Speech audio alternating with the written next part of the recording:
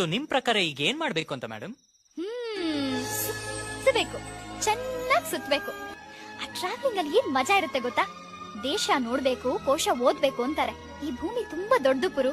ನೋಡಕ್ ಹೋದ್ರೆ ಈ ಭೂಮಿ ಎಲ್ಲ ನಂದೇನೆ. ಹಿಂಗೆ ಅನ್ಕೊಂಡು ಬಂದೆ ಗುರು ಕೆನಡಾಗೆ. ಇಲ್ಲಿ ನೋಡಿದ್ರೆ ಟ್ರಾಫಿಕ್ ಇಲ್ಲ, ಜನ ಇಲ್ಲ, ರೋಡನು ಇಲ್ಲ. ಈ ತರ ಸ್ನೋ ಬಿದ್ದಿದೆ ಕಾರ್ ಮೇಲೆ, ಮರದ ಮೇಲೆ, ಎಲ್ಲಿ ನೋಡಿದ್ರು ಸ್ನೋ ಸ್ನೋ ಸ್ನೋ. ಹಿಂಗಿದ್ರೆ ಯಾವ ತರ ಸುತ್ತದು ನೀವೇ ಹೇಳಿ.